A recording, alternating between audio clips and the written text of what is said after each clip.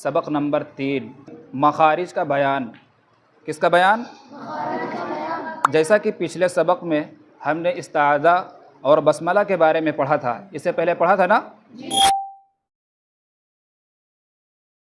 آج ہم سیکھیں گے دانتوں کے نام، چونکہ بعض مخارج کا تعلق دانتوں سے ہے، چونکہ بعض مخارج کا تعلق دانتوں سے ہے، اس لیے پہلے دانتوں کے ناموں کو بیان کیا جاتا ہے تاکہ مخارج کے سمجھنے میں سہولت ہو، تاکہ مخارج کے سمجھنے میں سہولت ہو۔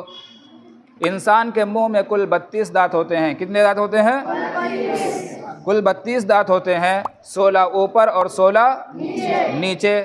سامنے کے چوڑے سے 4 دانتوں کو ثنایا کہتے ہیں۔ کیا کہتے ہیں؟ سامنے کے چوڑے سے 4 دانتوں کو ثنایا کہتے ہیں۔ 2 اوپر والوں کو ثنایا علیہ اور 2 نیچے والے کو ثنایا سفلی کہتے ہیں۔ پھر ثنایا کے برابر میں، برابر میں 4 دانت اور ہیں، 4 دانت اور ہیں، دائیں بائیں اوپر نیچے ایک ایک۔ ان کو کیا کہتے ہیں؟ رباعیات۔ کیا کہتے ہیں؟ پھر ان رباعیات سے ملے ہوئے 4 نوک دار دانت اور ہیں۔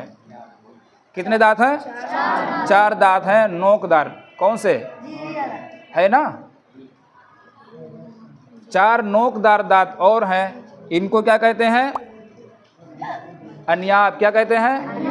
انیاب۔ اسی طرح انیاب کے برابر میں دائیں بائیں اوپر نیچے 4 دانت اور ہیں۔ کیا ہیں؟ ان کو زواحق کہتے ہیں، پھر ان زواحق کے برابر میں 12 دانت اور ہیں۔ کتنے دانت؟ 12 دانت اور ہیں، دائیں بائیں اوپر نیچے 3 دانت۔ کتنے؟ ان کو کیا کہتے ہیں؟ طواحن۔ کیا کہتے ہیں؟ طواحن۔ کیا کہتے ہیں؟ پھر ان طواحن کے برابر میں بالکل آخر میں 4 دانت اور ہیں، 4 دانت اور ہیں، ان کو کیا کہتے ہیں؟ نواجز۔ کیا کہتے ہیں؟ نواجز۔ زواحق، طواحن اور نواجز کو عربی میں اضراس کہتے ہیں اور اردو میں داڑھے کہتے ہیں۔